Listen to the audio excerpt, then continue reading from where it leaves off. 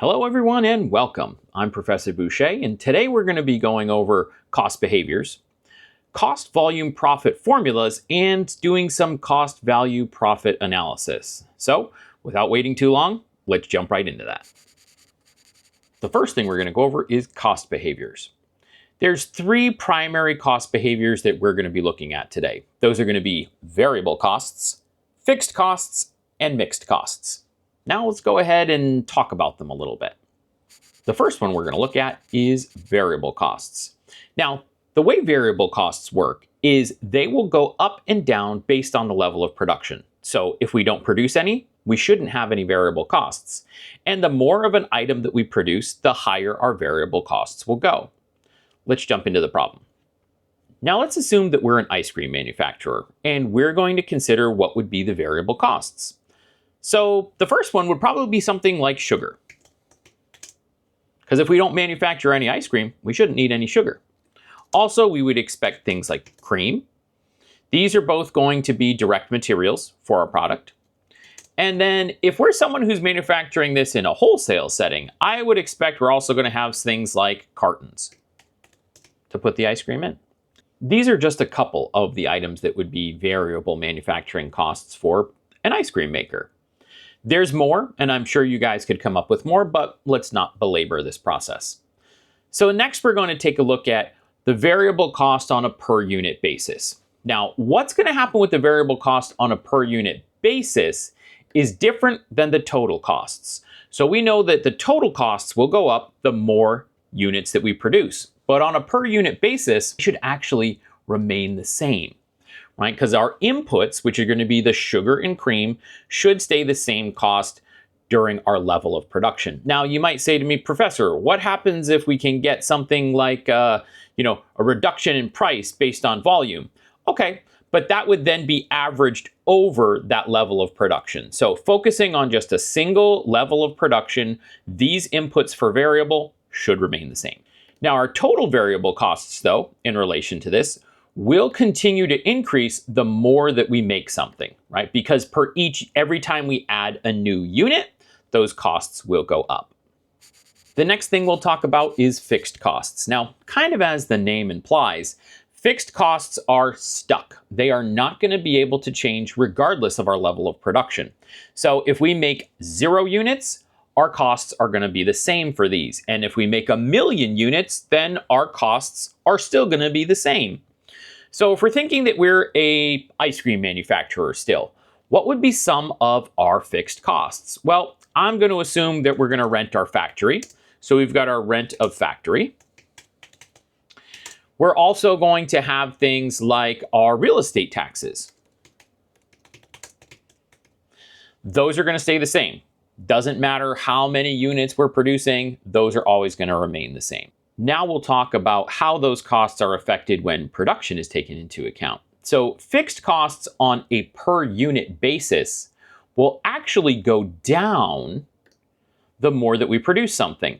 And again, because of that nature, they're going to stay the same regardless of production. So let's assume that our factory rent was $1,000 and I only made 1 unit.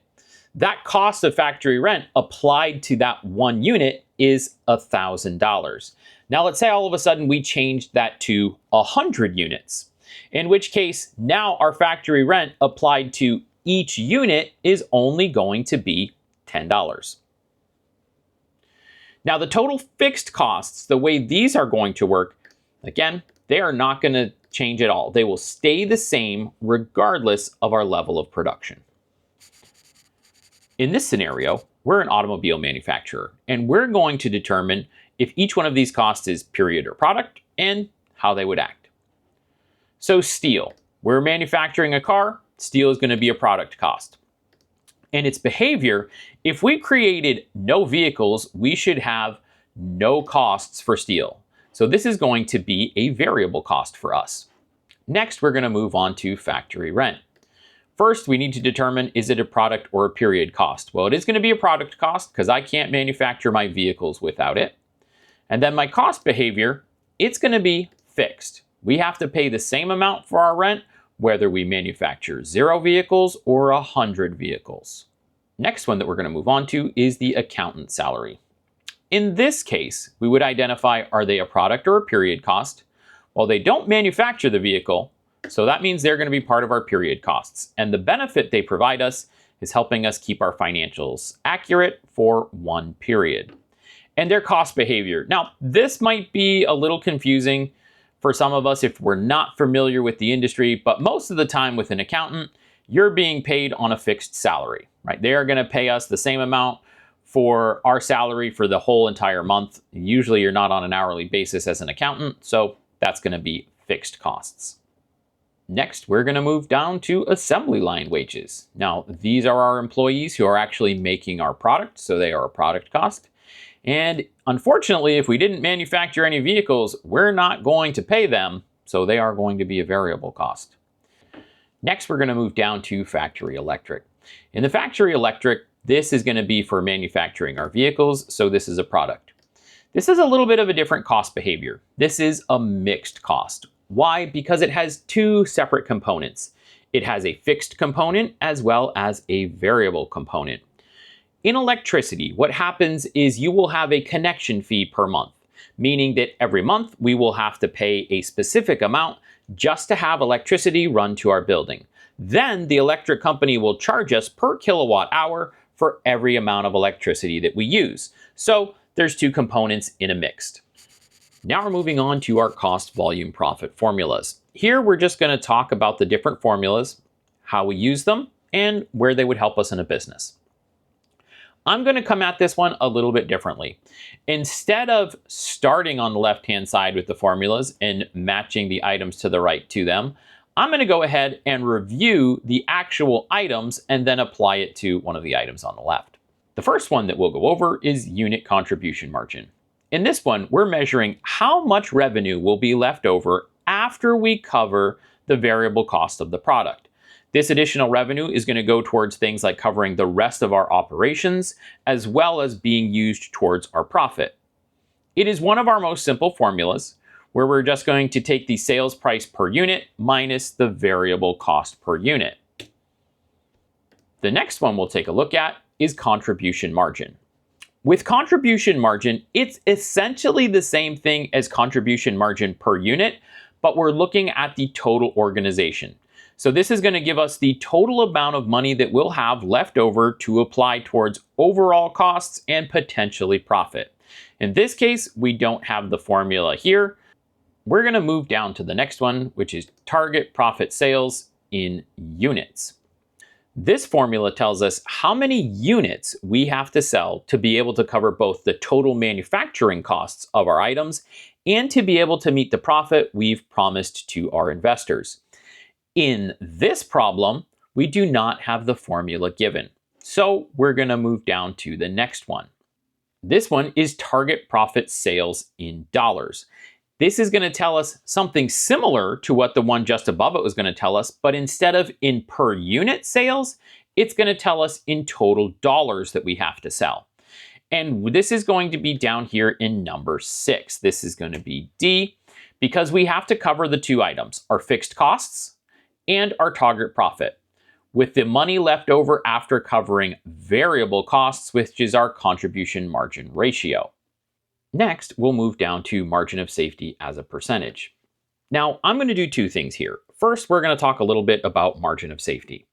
The margin of safety essentially is how much our revenue can drop before we drop below our break-even point.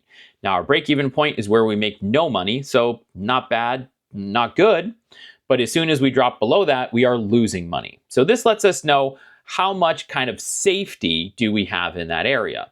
Now, as a percentage, it's going to let us know how much percentage-wise our sales could drop before we end up in that red zone. In this case, the formula that we would use is here in E. It is going to be our actual sales minus break-even sales divided by our actual sales. Now we're going to move on and talk about break-even sales in units. We just talked a little bit in margin of safety about what break-even sales are.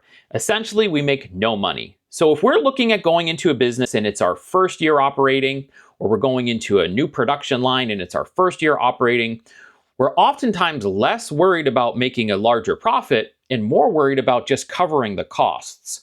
So that's why we're focusing on this one. Our break-even sales in units is going to be up here. So we have to cover our fixed costs with our unit contribution margin. This lets us know how many units we're going to sell to be able to cover this. Staying with that same idea, we're now going to move down to break-even sales in dollars. Break-even sales in dollars, instead of telling us how many units we have to sell, is going to let us know how much dollar volume we have to sell to be able to cover our costs and essentially make no money.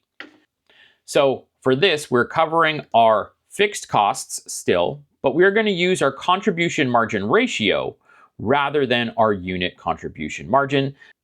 Lastly, we're going to move down to contribution margin ratio. This one is essentially going to tell us as a percentage for every sales dollar that we have, how much money do we have left over to put towards things like our fixed costs and potentially profit. And this one, it is going to be our unit contribution margin divided by our sales. Now we'll move on to cost volume profit analysis. So we learned a little bit about how costs work and some formulas and how we can use them to make business decisions. Now let's go ahead and put that into practice. In the first problem, ABC company sells a unit for $20 and has a variable cost of $15. What is the unit contribution margin? I've gone ahead and I've wrote the formula in the top here, and now we can just go ahead and apply it. Our sales cost per unit is the $20. Our variable cost per unit is the $15. And then we'll just let Excel do the math for us, the 20 minus the 15. This is going to give us a $5 contribution margin. This formula is kind of the cornerstone for what we're going to do here.